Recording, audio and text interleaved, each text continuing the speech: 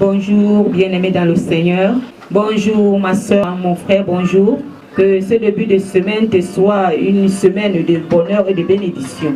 Nous allons d'abord prier avant de toucher le thème de ce jour. Nous sommes dans la prière. Notre Père et notre Dieu, c'est toi qui es l'Éternel des armées.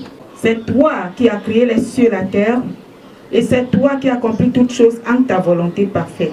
Nous te rendons gloire, honneur, magnificence, exaltation ce matin, afin que toi, tu demeures le maître qui règne et qui établit toutes choses pour l'accomplir. Nous te consacrons ce que tu as programmé pour nous. Aplanis tout cela et que toute la gloire te revienne au nom puissant de Jésus. Nous te demandons de nous fortifier, nous soutenir, nous renforcer l'énergie divine qui va nous empêcher de nous retrouver dans le péché volontairement. Nous te demandons de nettoyer notre chemin pour établir la liberté pour le succès et l'avancement dans tous les domaines de notre vie au nom puissant de Jésus. Ce jour encore, tu nous as attirés à toi pour recevoir l'eau de vie dans ta vigne éternelle. Seigneur, nous bénissons ton nom pour l'opportunité que tu nous as accordée d'être dans ta présence et être utilisé par toi. Seigneur, je disparais, que toi tu apparais. Que ma bouche devienne la tienne, les paroles qui sortent de cette bouche deviennent uniquement tes paroles, afin d'accomplir ce que tu as planifié pour tes enfants dans les quatre coins du monde entier, ainsi que pour moi au nom puissant de Jésus. Seigneur, prends autorité dans ce lieu. Que tout esprit qui ne conjure pas ton nom plie les bagages, et je vous commande d'aller dans les lieux arides au nom puissant de Jésus. Là où se trouvent tous les enfants que Dieu a planifié connectés en ce moment dans cet enseignement, que tout esprit qui ne conjure pas le nom de Jésus-Christ plie les bagages et libère les lieux au nom de Jésus. Que tout lien, toute réclamation qui peut les empêcher d'être disciplinés, consacrés pour recevoir la vie soit brisée par la puissance du nom de Jésus. Que tout autel diabolique, quel que soit là où cela se trouve, qui peut être obstacle pour eux, prenne feu maintenant au nom de Jésus. Que le feu de Dieu localise maintenant dans les quatre coins du monde entier. Là où se trouve un groupe des sorciers, des fils et des filles du diable, qui sont réunis pour contrecarrer cette action maintenant. Que les bombes de feu de Dieu s'abattent dans leur lieu au nom de Jésus pour les disperser. Et que chacun soit dépouillé à vie au nom puissant de Jésus. Béni sois-tu notre Père et notre Dieu. Toute langue qui s'ouvre pour condamner ce que je suis en train de faire en ce moment et ce que ma soeur, mon frère recevra, cette langue-là est condamnée. Au nom puissant de Jésus. Tous ceux qui se lèvent pour te maudire, maudis ce que Dieu fait en ce moment au travers de moi, qu'ils soient maudits selon la parole de Dieu. Au nom puissant de Jésus. Et que la gloire maintenant, éternellement, revienne à notre Seigneur Jésus-Christ. Amen, amen, amen. Nous allons poursuivre notre enseignement dans le thème de « Il y a quelque chose qui n'existait pas, qui n'existe pas et qui n'existerait jamais.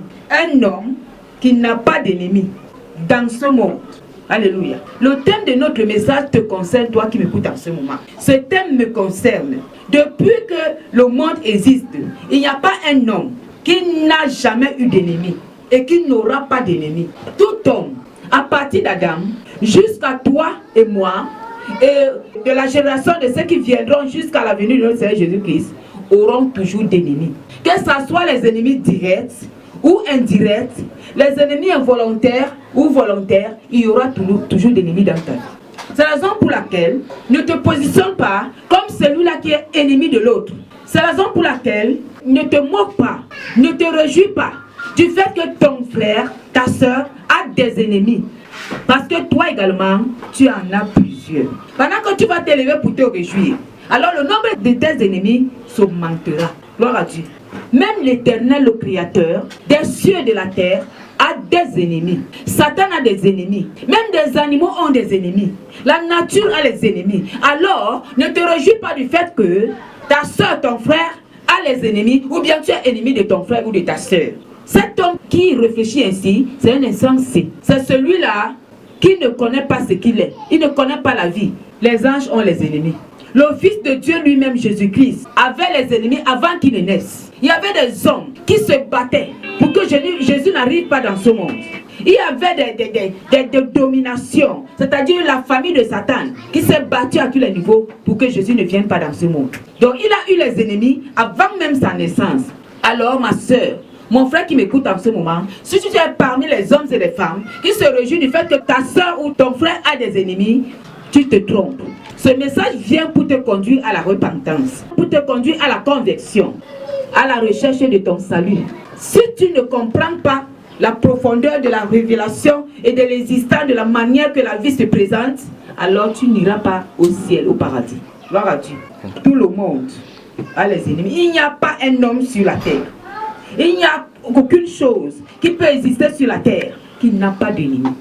Toi qui te bats pour rien, toi qui perds ton temps pour rien, toi qui ne manges pas, toi qui te détruis toi-même, parce que tu te fais ennemi de ton frère, parce que tu te fais ennemi de ta soeur, qui perd ton temps à perdre la paix dans ton cœur, parce que tu te fais ennemi de l'autre.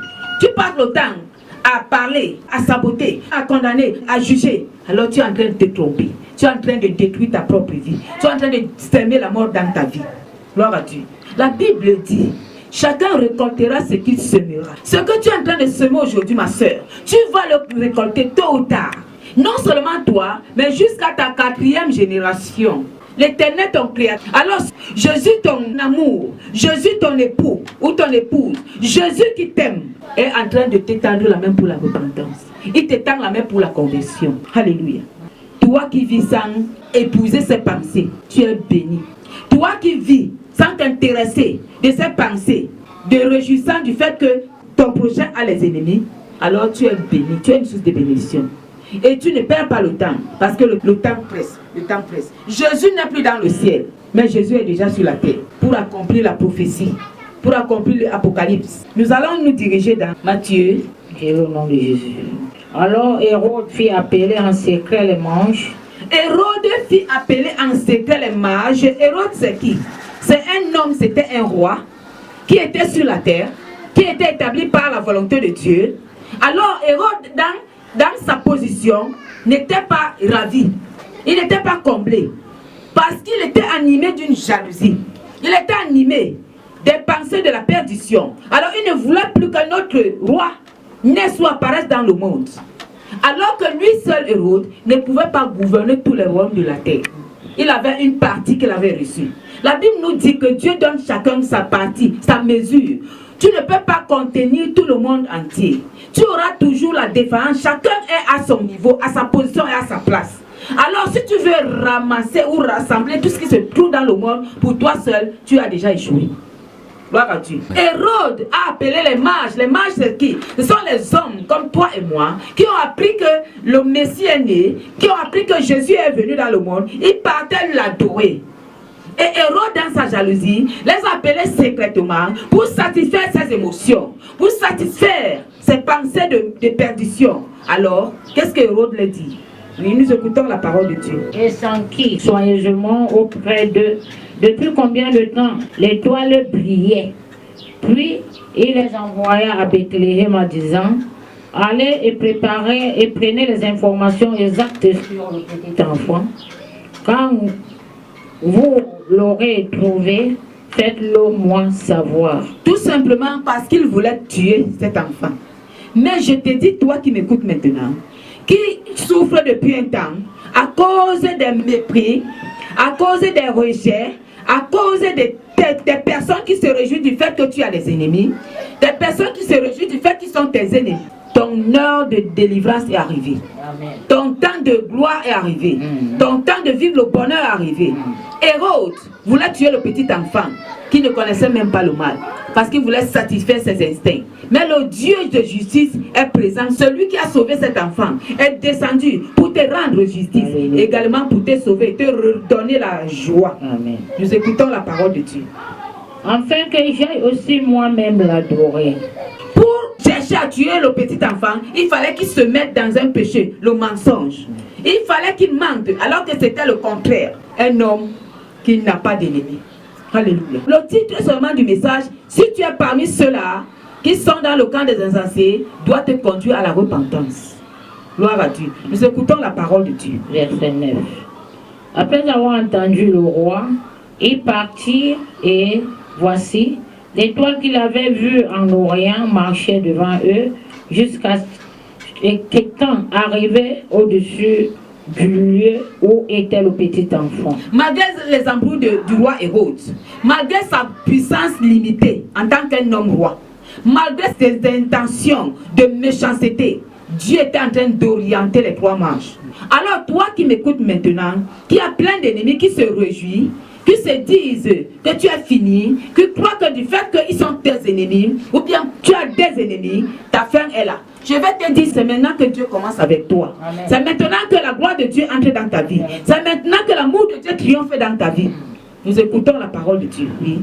Et s'arrêtant, quand ils aperçurent l'étoile, ils furent saisis d'une très grande joie. Alléluia. Quel que soit tout ce que Satan était en train de s'embrouiller de faire, utilisant Hérode comme il utilise les hommes aujourd'hui contre toi.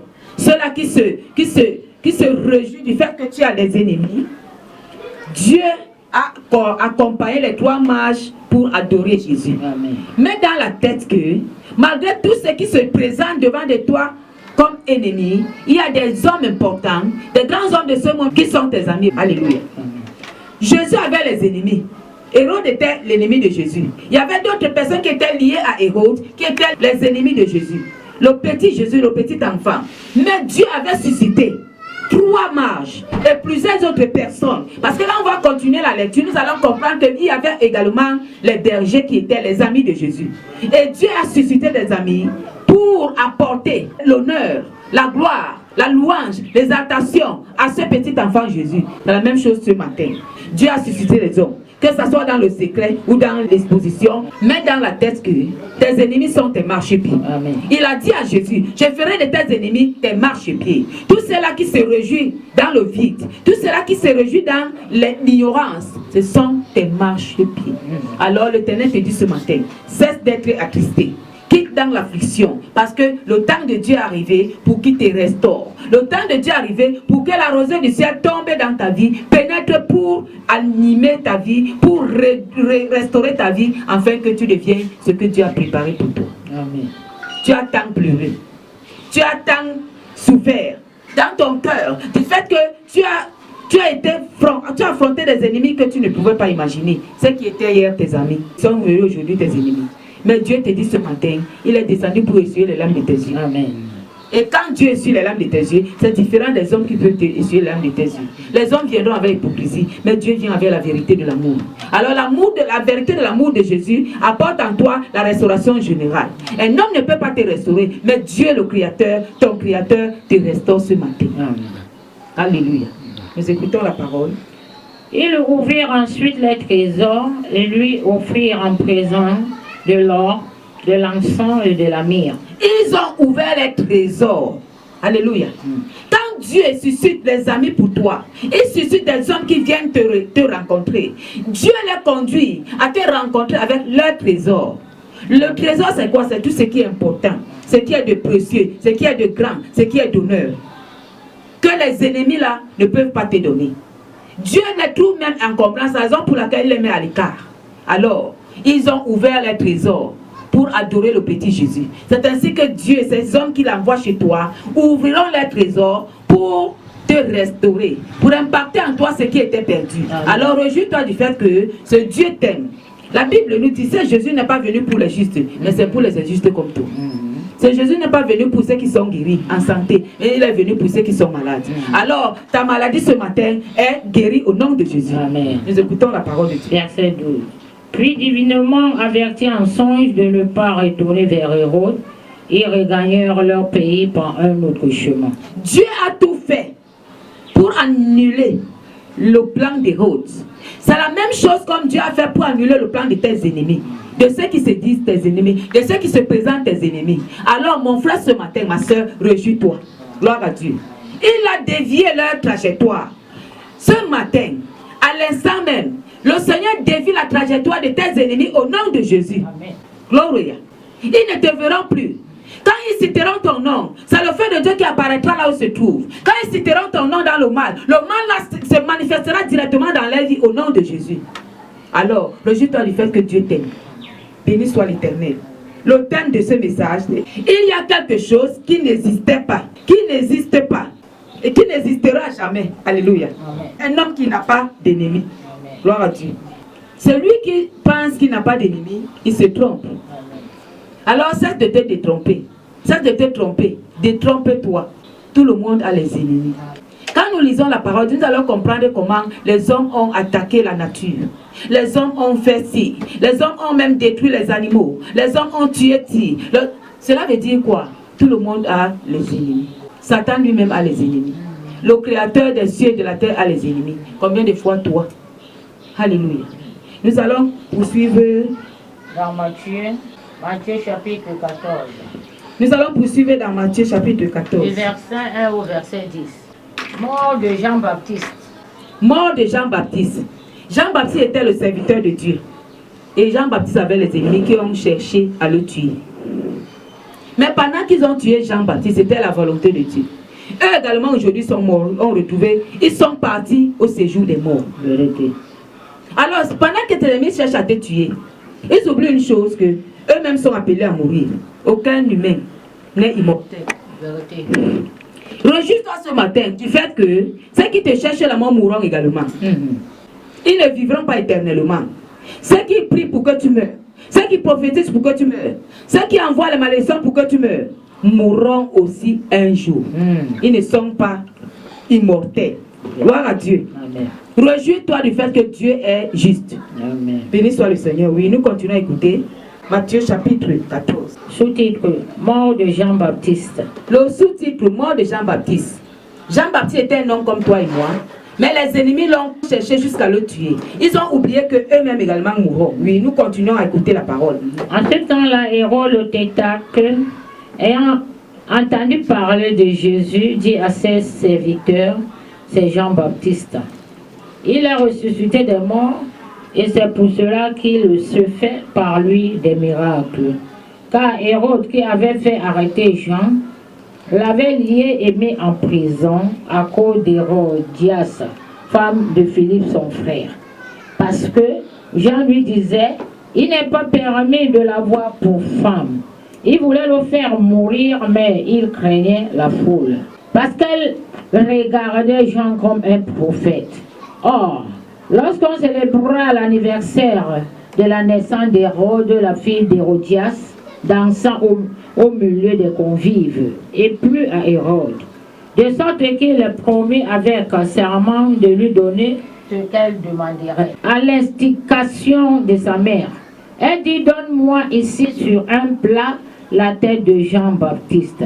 Le roi fut attristé, mais à cause de ses serments et des convives, il commanda qu'on la lui donne. Et il envoya décapiter Jean dans la prison. Gloire à Dieu. Amen. Jean a été tué, mais la Bible dit que si tu verses le sang d'un humain, ton sang sera également versé. Ces personnes qui ont tué Jean, ils ne vivaient pas. Ils sont également morts aujourd'hui. Heureusement pour Jean que lui, il est parti au paradis, mais eux, ils se retrouvent aujourd'hui dans le feu de l'enfer, brûlant là-bas. Parce qu'ils n'étaient pas convertis, ils n'étaient pas repentis.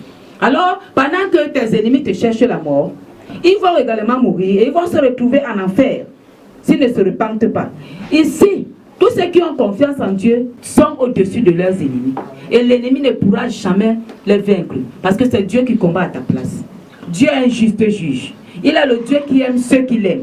Il est le Dieu qui est le Dieu des affligés, le Dieu des misérables, le Dieu des rejetés, le Dieu des enfants, le Dieu des humbles. Alors toi, mon frère, ma soeur, l'Éternel t'appelle. Il t'appelle à la consécration. Il t'appelle à la disposition, à la disponibilité, parce qu'il veut continuer avec toi dans une direction où l'ennemi verra la gloire de Dieu dans ta vie.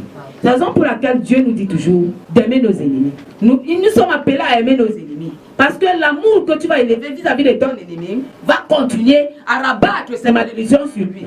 Va continuer à renvoyer toutes ces mauvaises pensées dans sa vie. Va continuer à remettre à l'ordre dans la justice de Dieu. Toutes ces fausses prophéties contre toi vont se réaliser dans sa propre vie, dans sa maison. Parce que Dieu est juste.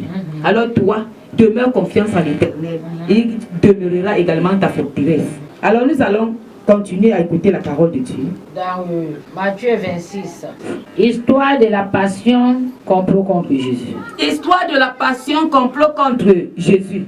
Les hommes dans le monde se sont complotés contre Jésus, alors que Jésus est venu pour les sauver. Il est venu pour mourir pour eux. Mais malgré tout cela, ils se sont complotés contre Jésus. Ils croyaient qu'ils étaient en train de satisfaire leurs émotions. de réaliser leurs pensées. Ils ne savaient pas qu'ils étaient dans le cheminement de la volonté parfaite de l'œuvre de Dieu pour la vie de Jésus. Si réellement ces hommes savaient que la mort de Jésus est venue pour libérer tout le monde entier, ils ne devaient pas s'associer pour combattre Jésus. C'est la même chose aujourd'hui. Comme tes ennemis ne savent pas que le fait qu'ils te combattent, le fait qu'ils se sont soulevés, s'unir pour chercher ta mort, est pour leur échec, est pour leur destruction, est pour leur perdition. Alors que toi, c'est pour ton salut éternel. Amen. Béni soit l'Éternel. Continue la marche avec Dieu dans la fidélité et tu verras la gloire de Dieu. Écoutons la parole de Dieu. Parfum répandu sur la tête de Jésus à Béthanie. Oui. Avant la mort, à l'arrestation de Jésus, après les complots, Dieu avait tout organisé. Il avait tout ordonné. Il avait tout cheminé. Et pendant qu'il cheminait et organisait tout ce qu'il avait préparé depuis la fondation du monde, il était en train d'accomplir sa volonté parfaite de l'heure dans la vie de Jésus. Jésus était en train d'accomplir son dessein sur la terre des vivants. C'est la même chose pour tes ennemis. Pendant qu'ils s'associent pour comploter contre toi, pendant qu'ils s'associent pour prier négativement contre toi, pendant qu'ils s'associent pour prophétiser contre toi négativement, pendant qu'ils s'associent pour jeûner contre toi, pour te maudire, ils ne savent pas qu'ils sont en train de t'aider et de pousser vers l'avant. Ils ne savent pas qu'ils sont en train de te soutenir à continuer dans le chemin du succès, de la victoire. Jésus, le parfum était versé sur sa tête. Le parfum ainsi représente quoi? La gloire de Dieu, le bonheur. Alléluia. Et tout ceci est passé parce qu'il y avait eu complot contre Jésus. Parce que le complot était une porte, un portail qu'on a ouvert pour introduire Jésus dans la fin de l'accomplissement de sa destinée. Et Judas était parmi ceux-là qui étaient unis avec Jésus. Il avait trahi Jésus. Mais il ne savait pas que la trahison là devait conduire Jésus à accomplir son dessein sur la terre des vivants. La même chose pour tes ennemis. Celui ou celle qui était ton ami hier est devenu ton ennemi d'aujourd'hui. Le fait qu'il est devenu ton ennemi, c'est une opportunité pour toi d'accomplir ton dessein sur la terre des vivants. Alors toi qui m'écoutes en ce moment, qui vit les mêmes choses, qui a des ennemis à gauche à droite, qui a les ennemis inattendus, qui a les ennemis sans raison, parce qu'il y a des hommes aujourd'hui qui ont des ennemis sans raison. Cela veut dire que tu n'as rien fait à quelqu'un, il se présente dans le camp de tes ennemis. Alors il s'agit de toi. Ce matin, Jésus est venu pour changer ta condition. Des ennemis sont des personnes qui t'aident à accomplir ton dessein sur la terre des vivants. Mais comme ils sont insensés et ils sont ignorants de la volonté de Dieu et de la parole de Dieu, alors ils se croient satisfaire les émotions, mais ne savent pas qu'ils détruisent leur propre vie. Et ils mettent, ils te renforcent, ils te bénissent pour avancer dans la victoire. Tout cela a mené l'arrestation de Jésus. C'est comme ça que tes ennemis ont comploté pour t'arrêter, pour aller te tuer, ne sachant pas que ta mort est une gloire pour l'humanité, si cela est dans la volonté de Dieu. Mais si cela n'est pas dans la volonté de Dieu, ils ne pourront pas te tuer. Ils mourront. Comme ce jour, les ennemis d'Aman sont morts. Les ennemis d'Esther sont morts. Les ennemis des Juifs sont morts. Les ennemis de Mardochée sont morts. Aman, qui était l'ennemi de Mardochée, est mort à la place de Mardochée. Alors, tes ennemis, Dieu te rendra justice. Amen. Nous allons baisser la tête pour la prière. Notre Père et notre Dieu, nous bénissons ton nom. Parce que tu nous as parlé ce matin. Tu nous as réveillé le courage. Tu as réveillé en nous, à ma soeur, mon frère, qui a été connecté à moi. Un certain amour de continuer la vie dans la liberté et la confiance envers toi, au travers de ta parole. Béni sois-tu parce que ta justice a été rendue ce matin, dans le camp des ennemis de mon frère et de ma soeur. Parce que tu es le Dieu incorrompu. Tu es le Dieu qui marche dans la justice, la vérité. Alors tu as établi cette vérité dans la vie de mon frère ce matin, ma soeur, pour confirmer à ses ennemis qui ne sont jamais Dieu dans la vie de celui et celle-là. Ils ne seront jamais Dieu. Alors, que ton nom soit continuellement béni dans la vie de cette soeur et ce frère qui a triomphé ce matin des pensées négatives des ennemis, de la jalousie de ses ennemis et de tout ce que cela comporte. Reçois la gloire. Au nom de Dieu que j'ai prié. Amen.